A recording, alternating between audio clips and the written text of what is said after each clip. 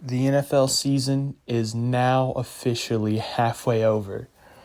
And you'd think at this point we'd have a good feeling on who's good or bad, but we really don't aside from a few teams. So, let's recap week 9 real quick. Eagles beat the Texans. Was a close first half. Dameon Pierce is a beast for the Texans, but they're tanking. They're thankfully one of the few teams that we know are bad. We know they're not going to be good. They're not going to make any sort of run. The Eagles, I think they're good. I think they are. They're 8-0. Easy schedule, but they're one of the few teams I think I can say are good, hopefully. And this is where it gets weird.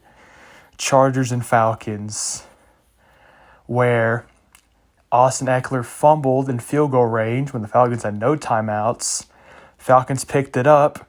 They fumbled it right back.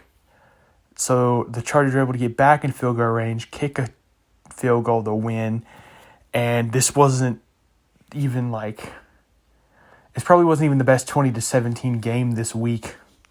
So weird it was. But Chargers win. They hold on to their slight bit of contention they may have.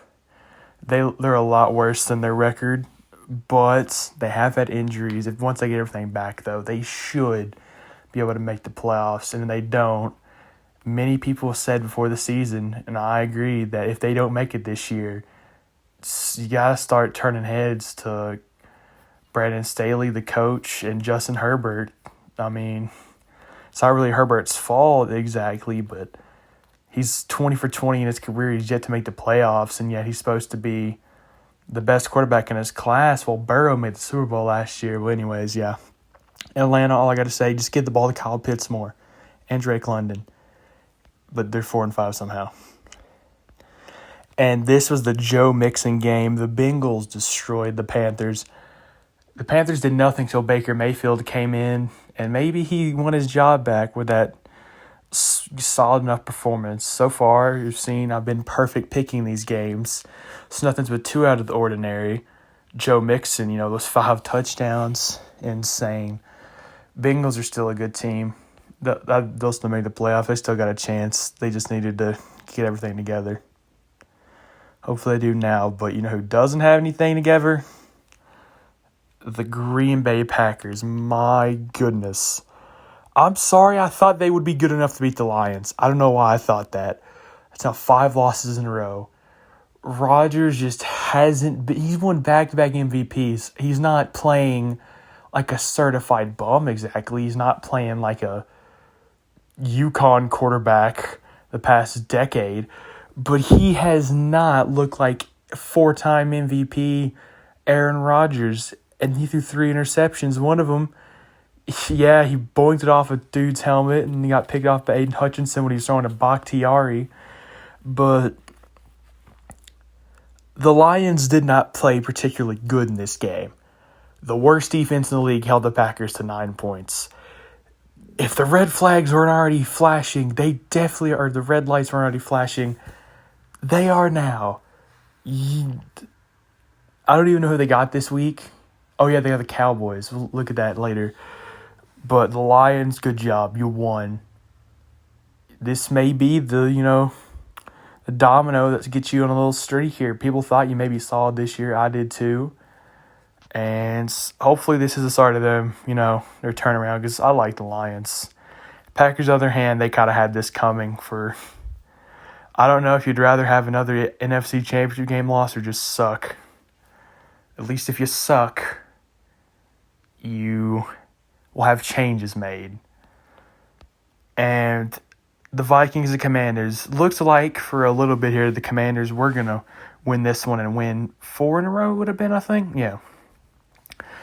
But the Vikings came back. Kirk Cousins did enough to win. Swaggy Kirk with his chain. It was probably the thumbnail of this video, not thinking about it. Just 'cause. And the Commanders, that got that lucky touchdown when the ref speared Harrison Smith or whoever it was on the Vikings, and I think it was Curtis Samuel who caught it. Aside from that, Washington did not play the best game, obviously. They allowed Minnesota to come back in, especially when Minnesota wasn't playing very well. That interception that Heineke threw that got Minnesota into Washington territory did not do them any favors. That penalty on Minnesota's field goal did not do them any favors. And Minnesota just keeps on winning. They got a huge game this Sunday that is to be determined how I think it'll go. And I'm done betting on the Raiders. This was they blew another 17-point lead. That's the third time this season. And it wasn't even like it was to the Chiefs this time or just Kyler Murray having a good half. It was the Jaguars. This is just bad. Congratulations for Doug Peters for passing Urban Meyer for like 5th all time in Jaguars wins already. But man, Las Vegas, I really thought they were a dark horse team this year that could actually make a run, and now it's almost over for them. It's not over yet. They could still have a chance, but they just every week. And Miami and Chicago, I don't know if I said this, or I don't know if I said that I thought Chicago would play them close, have a good game, but they just don't win, and that's what happened. That's at least what I thought was going to happen. I mean, I just said it, but Chicago they've lost 2 of their last 3, yes, but they have looked so much better in those past 3 games than they have in a while. Even when they made the playoffs a couple years ago at 8-8, they didn't look like this good on offense. And now they're finally getting it. Justin Fields is coming into his own. He broke the most rushing yards in a game by a quarterback. That's pretty good. But the Dolphins were just the better team at the end of the day. So if I'm Chicago, I'm not worried at being 3-6 right now. This is a huge difference from the Packers 3-6. The Bears finally look like they may have a franchise quarterback. And all I got to say about this game is just New England has a good defense, a lackluster offense. The Colts fired Frank Wright, and they got Jeff Saturday as the interim head coach. That's either going to somehow end up working for them, or it's going to blow up in the face and they're tanking on purpose. That's got to be what they're doing. But, yeah, Patriots last in the division, though, because the Jets, this was a combination of the Jets' defense, Sauce Gardner, and them. Just Josh Allen did not have a good game aside from those 2 rushing touchdowns. Threw a couple bad interceptions, and that's how it works. You capitalize off your opponent's mistakes, you will win. Good job for the Jets to win. I got to hurry this up. This video is a predictions video, and about half of it is literally a recap. Seahawks, we did it. 4 wins in a row. Beat the Cardinals. Kenneth Walker's a beast. Geno, aside from that pick 6, looked great. I never thought we'd have 6 wins this early in the season. And the Buccaneers, this was the typical Buccaneers game this season. Until the last drive, the Rams decided to just say, hey, let's let Brady carve us up. And Tom Brady obliged. He returned to Tom Brady form, won them the game on the last drive, and no matter how ugly it was, they won the game. The Rams didn't. And you just got to start thinking, can they keep rolling Stafford out every week if he's hurt? I mean, look, they kind of ruined Russell Wilson last year. And he really hasn't fully recovered from that injury, and he came back too early. Maybe they should consider sitting Stafford for a little bit, because it's not like they're doing good. And we get the Mahomes Magic Titans. They played phenomenally defensively, but just the call didn't go their way on that 2-point conversion, where Kelsey just maimed the guy, and the Chiefs got the call somehow, but you did give up on a run on 3rd and 17 on the last drive. And the Chiefs going to be the Chiefs. But Titans shouldn't be too worried. If their defense plays like this on Sunday, they could put up 9 points and win. Wink, wink, because I know who they're playing. Ravens and Saints. I barely watched this game at all. But, yeah, pretty easy win for Baltimore. held on to another lead. That's good for them. And Saints are just, I don't know, they're in a tough position. All right, finally, on to this week. Falcons and Panthers. They had a Game of the Year candidates last time they played. Panthers fans probably see DJ Moore taking his helmet off and Eddie Pinheiro shanking 2 game-winning kicks in their sleep. And I don't think they get redemption from it. Atlanta, if they have a legitimate playoff chance. And if the Panthers lose this, they're dead. There's no chance. Despite them, they could have led the division a couple weeks ago. That's how bad the division is. But I say Atlanta wins. I don't think Atlanta will win the division in the end, but they will give the Bucs a good fight. Seattle and the aforementioned Bucs. It honestly doesn't feel biased. I know a lot of people are picking Seattle to win this game. Just because aside from that last drive, the Buccaneers didn't look good. They won. And I've, seen the Chiefs last year. Teams can win so ugly. You're like, this team's horrible. But it builds momentum to be able to say you won. So the Buccaneers may not look terrible since they finally got a win again. But I honestly, not even just biased, I still think we win this game. The Buccaneers defense is going to be tough, but if we mix in the run game, the Bucs really can't run the ball. They're last in rush offense. So that's a huge thing to zone in on. And here's the game of the week, in my opinion. The 7-1 Vikings, they need a test. Their one test this season, they crapped the bed. Primetime Kirk Cousins lost to the Eagles. The Bills coming off a loss to the Jets. And here's how I view it. If Josh Allen plays, the Bills win. If Josh Allen doesn't play, the Vikings win. As of right now, I don't know if Josh Allen is playing or not. But what I do know is that he will not be 100%. And I know from last year the Bills dropped a game or two they should win. They lost to the Jaguars last year. And I really don't have too many bold predictions. I've had a few. But I'm going Minnesota here. So I'm either going to look an idiot or a genius. But I look like a genius for picking LSU. So maybe there is a science to the madness. And we got the Lions and Bears. This should be a game Chicago should win. They have looked much improved. This really isn't completely a knack on the Lions as it is, just me believing in Chicago's offensive improvement. But once again, I don't think that was Detroit's defense turning a corner. I think the Packers just played that bad. So if you lose this game, Detroit, don't kick yourselves too hard. But things aren't going so well for either team. But the future looked bright for both of them. Better than you can say for the Packers. Broncos and Titans. My feelings are well known about the Broncos. I want them to lose because the Seahawks have their pick. And we don't have to lose to tank to get a good pick. And the Broncos can do it for us. And even without thinking that, Tennessee, if this is Malik Willis starting at quarterback, we may have a 3-0 game here. Because he's still young. He's definitely not developed to throw at the level of the NFL level. He will be someday, hopefully. But if this isn't Ryan Tannehill, this could very well be the ugliest game of the season. And that's saying something. It honestly the final score could be 6-3 and not even be top 3 ugliest Broncos game this season.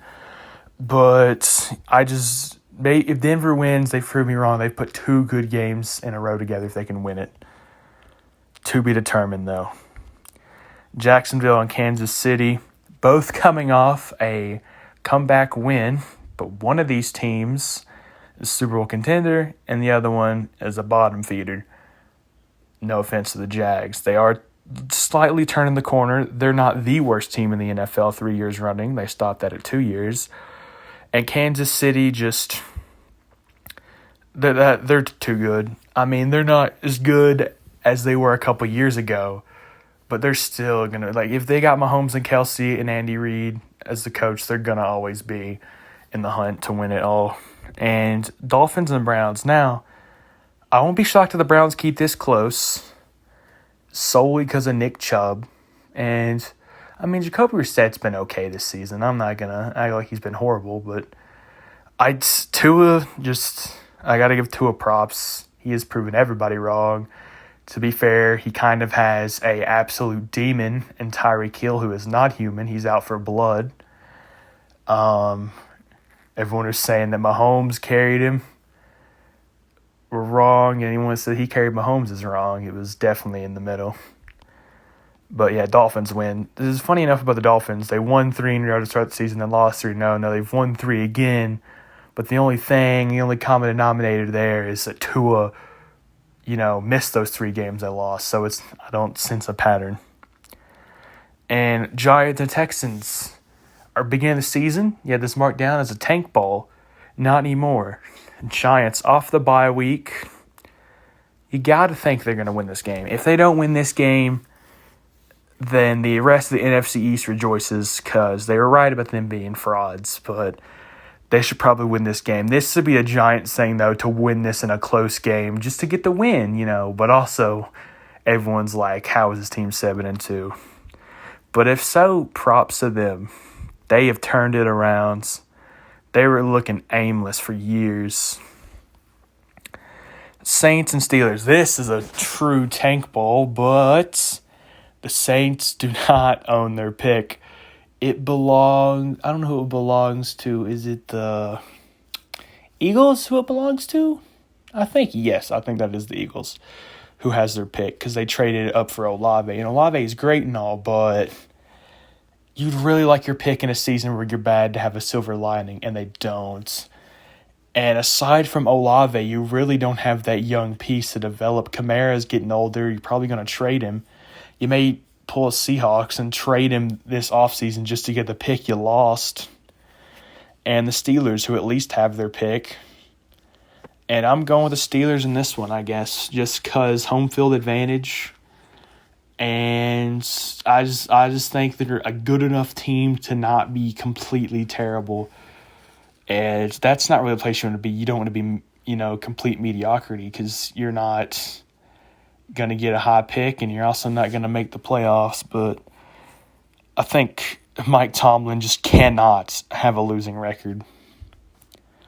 Raiders and Colts. Like I was saying, I'm not picking the Raiders anymore, but I can't pick the Colts to win.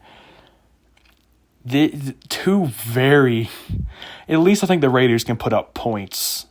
So hopefully, or else we may have 2 sickos games this week with the Titans and Broncos. Cowboys and Packers. Now, at the beginning of the season, you'd think it'd be the complete opposite. You'd think after that Week 1 performance, Cowboys are going to be horrible, America rejoices, and Packers are good, whatever. But I do not see the Packers ending that losing streak. This is the Mike McCarthy revenge game, his return to Lambeau. But, I mean, this will be 6 losses in a row if the Packers lose. And I just don't see them ending it with Aaron Rodgers seemingly being a little stubborn, it seems. Maybe, maybe not. I don't know. I haven't watched the interviews, but I've seen, he's not really taking the blame, I'd assume. Do know he was getting very upset on the sidelines, but I don't want to straight up say he's been completely, blaming everyone else, but how he looked on that sidelines and not look like he was happy with anyone on his team, which I'd assume is why they're struggling if he's not, being communicating with his receivers. I don't even know what I'm saying. Just rambling at this point. I think it's time for Rodgers to retire. It's been a good ride, but yeah. All right, Cardinals and Rams. I mean, another of 2 teams struggling. And I don't know who I can pick in this one. I guess I'm going with the Rams. I was initially going to go with the Cardinals, but the Rams really have that one play where Cooper Kupp gets wide open to have a touchdown. But other than that, they may have nothing. But the Cardinals just, I don't know.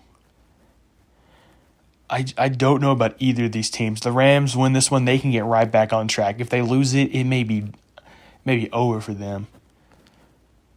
But it's only halfway through the season, so you never know. And we got the battle of California, even though these aren't the only California teams. The 49ers and Chargers. For some reason, I want to have faith in Herbert. But seeing that Keenan Allen is questionable, or most likely won't play, I got to go San Fran here. As McCaffrey has definitely provided a much-needed offensive rejuvenation they needed. You know, it's Debo. If Debo plays, they beat the Rams last week, or the Rams 2 weeks ago, without Debo.